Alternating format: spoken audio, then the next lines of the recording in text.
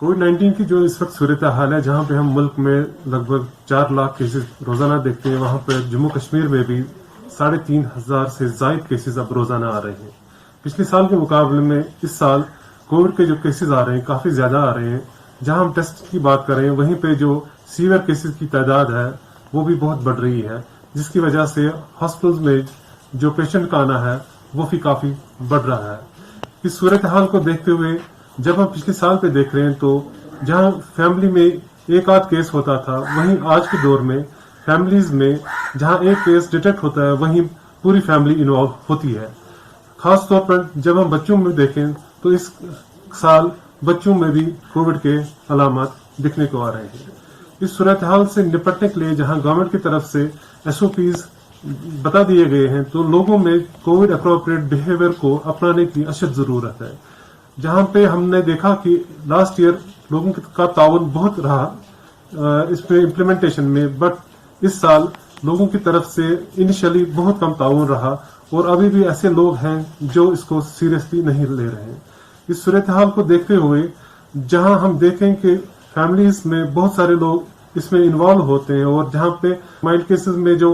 Symptoms हैं वो कम होते हैं, लेकिन जहां पर सीवियरिटी बढ़ जाती है तो उस सूरत हाल में बहुत सारे लोग घरों में बैठ के फिर काफी लेट होके हॉस्पिटल आते हैं, जिसकी वजह से उनकी ट्रीटमेंट में काफी देरी हो जाती है और बहुत सारी डेथ्स वाक़ हो जाती है। इस सूरत हाल में आवाम से ये गुजारिश है कि जहां कहीं भी लोग घरों में ही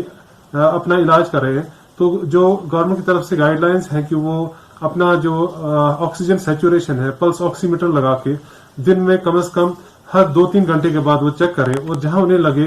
कि सैचुरेशन 96 के आसपास है तो उसमें कोई घबराने की बात नहीं है, लेकिन जहां पे सैचुरेशन 92 से कम आने लगे या 90 से कम आने लगे तो इमीडिएटली वो नजदीकी हेल्थ सेंटर से राब्ता कायम करें ताकि वो उनका रेफरल हॉस्पिटल की तरफ करे। ये जरूरी इसलिए है कि बहुत सारे लोग में ये सिम्टम्स नहीं जाहिर हो रहे हैं, जो सैचुरेशन कम हो रही है, जिसे हैप्पी हाइपोक्सिया कहते हैं कि उनकी सैचुरेशन काफी नीचे जाती है, लेकिन उसके बावजूद भी उनमें ये महसूस नहीं होता कि उनकी सैचुरेशन कम हो रही है। दूसरी बात यह है कि जहां पे घरों में केसेस बढ़ रहे हैं, उस सूरत हाल में ये जरूरी नहीं कि हर कोई शख्स जो पॉजिटिव आए हॉस्पिटल की तरफ आए। सिर्फ वो शख्स हॉस्पिटल की तरफ आए जिनमें सीवियरिटी बढ़ रही है, जैसे मैंने अभी कहा कि उनमें सैचुरेशन कम हो रही है। और दूसरी बात, जो हेल्पलाइंस गवर्नमेंट की तरफ से मुश्तहर की गई हैं, उन पे वो रोजाना कंसल्टेशन ले और डॉक्टर से फोन पे या टेली कॉन्फ्रेंसिंग के थ्रू अपने सिम्टम्स उनसे जाहिर करें और वो जो उनका इलाज बता रहे हैं उसको वो पूरी तरह उस पर अमल दरामद करें। अभी हम केसेस का बढ़ना अभी है, लेकिन अब ये पता भी नहीं है कि इसकी पीक कब तक आ जाएगी और उसके बाद इसका फिर